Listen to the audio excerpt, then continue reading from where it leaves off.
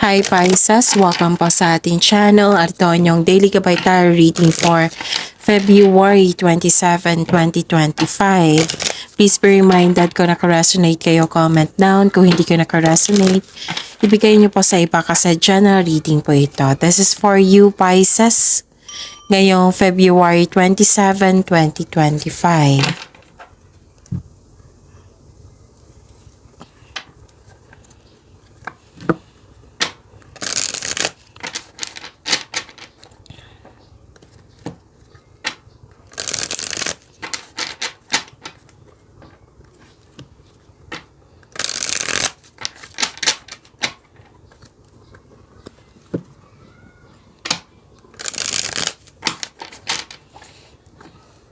Para po ito sa inyo, Pisces, ngayong February 27, 2025. Maraming salamat po sa inyong patuloy na suporta at maraming salamat din po sa mga hindi nag-skip ng ads. Gamitin ang reading na ito bilang gabay lamang sa mga hindi pa nag-subscribe. Subscribe na po kayo at click bell notification para malaman nyo na may bago tayong video. Para sa mga gustong magpa-reading po, may lumabas dyan sa screen nyo ngayon. Panoorin nyo po at sundin ang instruction. Spirits Guide, mga ganapa para kay Pisces kayo February 27, 2025. I need 3 cards po.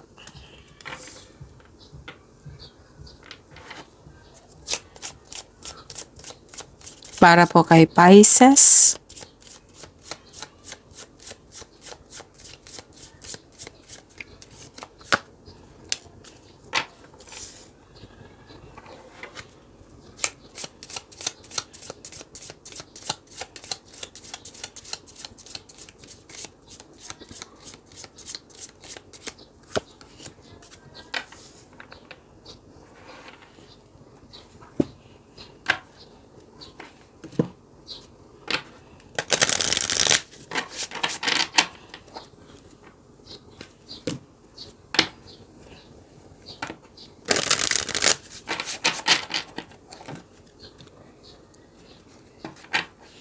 Spirits Guide, mga mensahe po para kay Pisces ngayong February 27, 2025.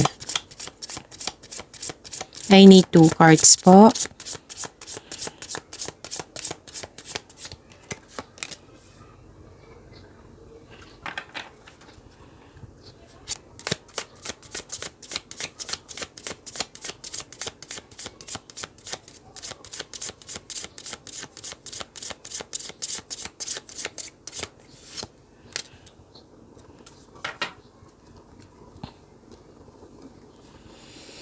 Okay. Pisces, ngayong February 27, 2025. May dumating na opportunity at binigyan mo ng long-term plans. Busy ka dito sa kakaplano, maraming ideas. Nabibigyan mo siya ng aksyon. Nakita ko rin dito na nagkaroon po ng career stability. Mag-iingat lang po kasi pwedeng naalala nyo to kasi nakita ko dito halos araw-araw na to sa mga nagsubaybay dito na worried ka, stress ka kasi may taong naninira sa'yo or may loss of connection sa isang tao na dating malapit sa'yo. Pwedeng na-miss mo siya, pwedeng naalala mo siya, pwedeng may nangyaring na still sinisiraan ka niya hanggang ngayon kahit wala na kayong connection. Nakikita ko dito na nagkaroon po ng worries nga. Worries, stress, or nalungkot ka sa mga nangyari. Mag-iingat din kasi may loss ako nakikita dito. Pwedeng opportunity, pwedeng things. Yung parati kong binigay na example sa inyo. Yung pera. Pwedeng nawala, kinuha, nagasta, na-damage, or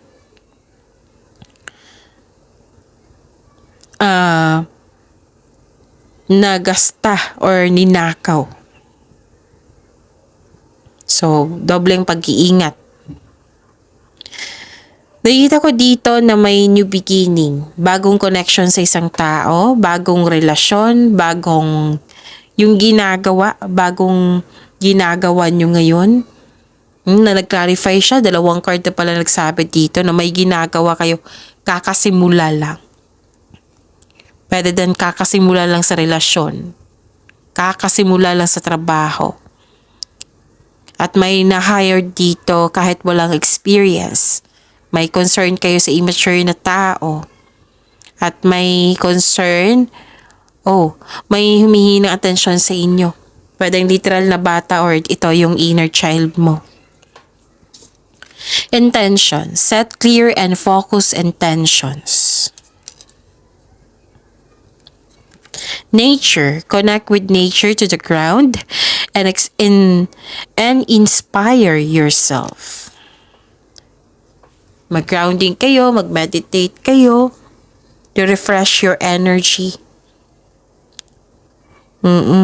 Para mabilis kayong makakonect sa inyong intuition din. So, spend time sa nature kung maaari.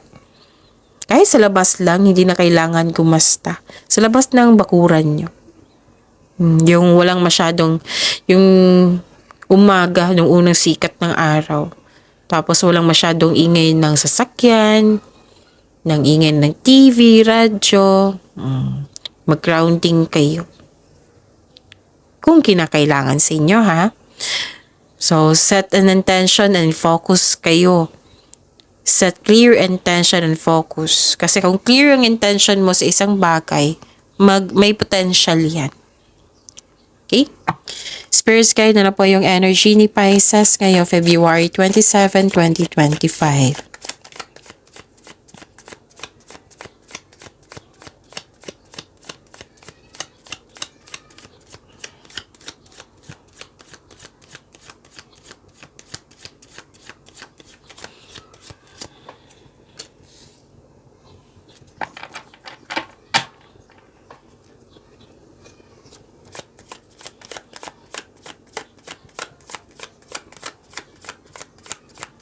And the clarification of this card pa para kay Pisces.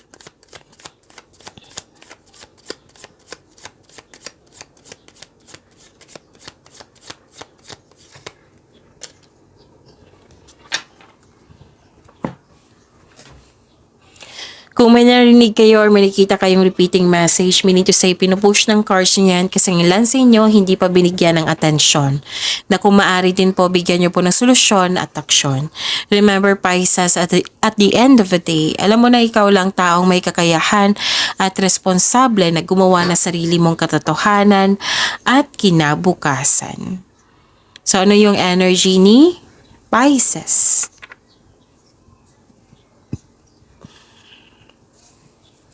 Nakita ko dito na nagkaroon po ng you're building stability, which is na-clarify siya dito sa oracle cards nyo. Yung kanina, stability. Career stability. Conserving resources din. May nakita kong structure dito. You're creating stability. Posibleng may regalo, alok, or pamanang parating. Nakita ko yung pagiging hard worker nyo at ginagamit nyo po yung talino nyo. Vinavalue mo ang pera at hindi ka madamot. Financially stable. Yan yung nakikita ko. So, claim nyo ha, Pisces. So, this card asks you na magtipid at ingatan ng naipon. Kasi mayayaman ka niyan. Sabi po ng card, sa pagkakaroon ng ugali nito, ng pag-iingat sa pera, pag-iingat sa ipon, yung marunong magtipid, yayaman ka niyan. This will lead you na to have a financial abundance and personal growth. At may remind ang card nyo po dito, Pisces, na bigyan nyo po doon ng panahon ng inyong sarili. Kumbaga, pamper yourself kasi deserve mo ito. So, nagkaroon ng sense of stability. But may nakita ko ditong paghahanda. Like, pagkakaroon ng kailangan mag-iipon ako para magpambili ng property. Again, yung paghahanda ito, paghahanda na magkaroon ka ng property. Like for example lang po ito ha, na magkarelasyon kayo. So, nag-uusap kayo regarding sa sa kasal. So, kailangan, di ba, maraming mga kailangan yan, such as buying engagement ring, buying property, maraming kailangan. So, kailangan ng pera. So, yun, nagkaroon ng sense of stability. Nakita ko nga dito ng ilan sa inyo nagtrabaho sa abroad or magtatrabaho pa lang. Tapos, very conservative kayo, lalo na sa pera. Kasi, pera ang nakikita ko dito eh. Pera ang nakikita ko talaga na highlight dito, Pisces. Conservative ka sa money at investment mo. Kasi gusto mo ngang magkaroon ng financial security. At mangyayari yan. Pwedeng nangyari na ngayon or mangyayari pa. May specific goal dito. Nag-ipon ka para pambili. Pwede din you're saving money for your future. Sobrang ingat. Okay? Huwag mo daw kalimutan yung sarili mo to pamper yourself. Okay?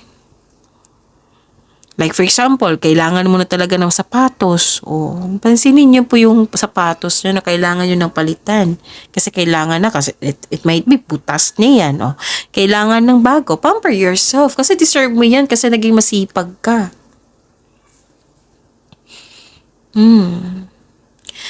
So,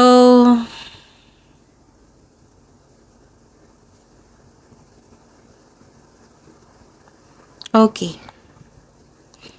May nakita ko dito, kasi itong dalawang card na ito, sabi dito, gumagawa ka ng paraan, right, to have a financial security. Para to sa future eh. Para sa future, paghahanda talaga. Paghahanda to. This is your choice. Choice mo na magkaroon siya ng pag-level up. Gagawa ka ng future plan na may kasamang action. May ambisyon o idea ang gustong gawin. So, this card asks you na magawa ng mga plano para sa hinaharap. Mag-ingat lang po sa pagiging mainipin, sabi po ng card. Don't worry kasi may very supportive dito na tao. Pwede din may partnership sa negosyo. Pwede din na, kasi may nakita ko dito, may magbibigay ng tulong sa iyo. Pwedeng puhunan ito. O may magbibigay ng tulong sa iyo para maipalago ang iyong layunin sa buhay. Tutulungan ka ng taong ito na lumago sa mga bago at kapanapanabik na paraan. Tutulungan ka ng palakihin ng iyong mga idea at dalhin ng iyong mga plano sa susunod na antas. And listen to your intuition ha, kasi may gagawa ka ng malaking desisyon dito.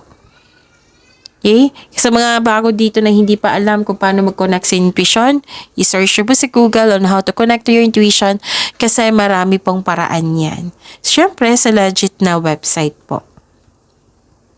So, ang iyong buhay ay patuloy na yumayabong kapag marunong kang magsunod sa inyong spiritual path and explore new direction. Spirits Guide, Career and Money po ni Pisces ngayong February 27, 2025.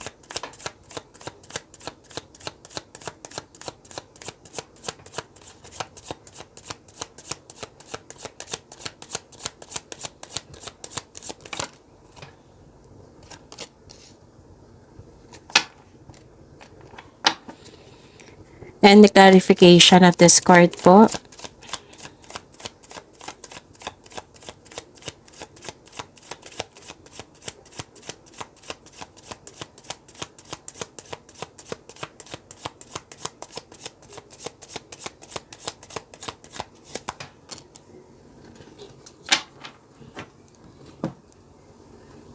Okay, sa career and money niyo po. Hard work pa rin nakikita ko dito.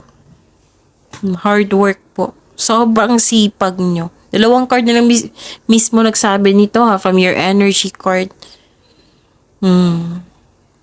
So, hard work, productivity, expect na magiging busy kayo ngayon.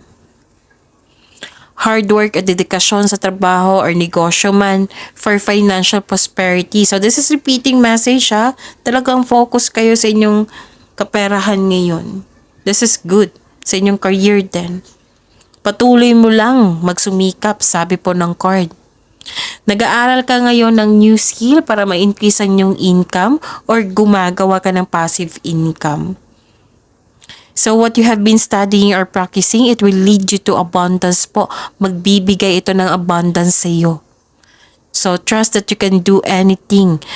Mag-set ka ng clear intention. Lumabas siya ha. Lumabas siya sa oracle cards nyo at dito rin sa tarot cards nyo.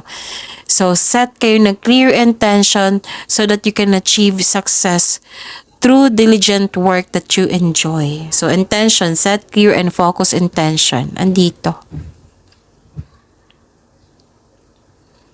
Bagong kasanayan at kaalaman. So, nakikita ko dito ginagawa mo yung gusto mo na mahal mo yung ginagawa mo. So, nandito yung financial stability pa rin. Tagumpay sa kaperahan at seguridad sa inyong produkto or sa inyong mga ginagawa dyan. Ito yung resulta sa inyong pagsumikap sa araw-araw, pagiging productive sa araw-araw. Tagumpay ang nakikita ko dito eh. So, sabi ng card, keep up the great work. Nakikita ko rin dito na nagkaroon po ng celebration, may special event. May ganap na celebration kasi nabuo, na kumpleto na or tapos na ang proyekto. Pwede din may promotion, mag-level up or promotion or recognition. Ang ilan sa inyo gusto magpahinga, magbakasyon. Spirits guide, love life, self-love, partnership, and romance ni Pisces ngayong February 27, 2025. And the clarification of this card po.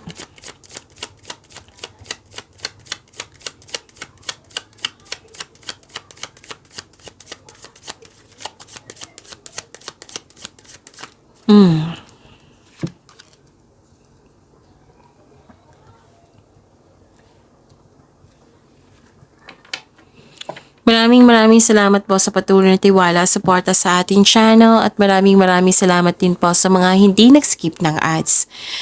Okay, be confident. Nawalan ka ng confidence dito. Nagkaroon ng blockages kasi wala kang tiwala sa sarili. Be confident po, sabi po ng card. Inspiration is on the way. Huwag kayo mag-give up. Magkakaroon din ng healing. Alam naman natin, ang healing, it will take time, di ba? Pero at least nasimulan na. So, the advice is be inspired, dreams to come true. Okay? Ano pa? Nakikita ko rin dito na nagkaroon po ng para sa mga relasyon, okay. Para sa mga relasyon sa buhay mag-asawa, strong, confident, and compassionate kayo sa isa't isa. Well-established and successful sa relasyon.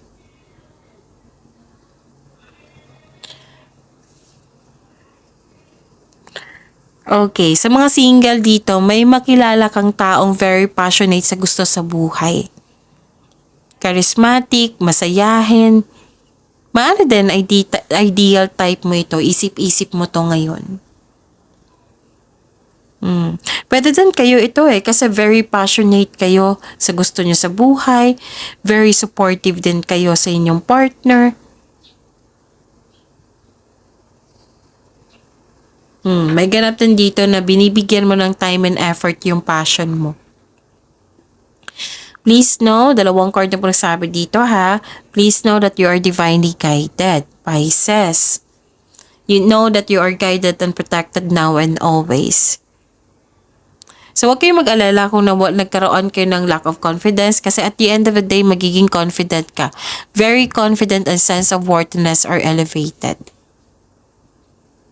May personal growth din ako nakikita dito at improvement sa connection sa isang tao. Pwedeng sa partner niyo po ito. So pag-imanin niyo po yung blessings na binigay sa inyo, Pisces. See you tomorrow. Please like, subscribe, and click po button for notification para updated po kayo sa daily tarot reading natin. Maraming salamat po.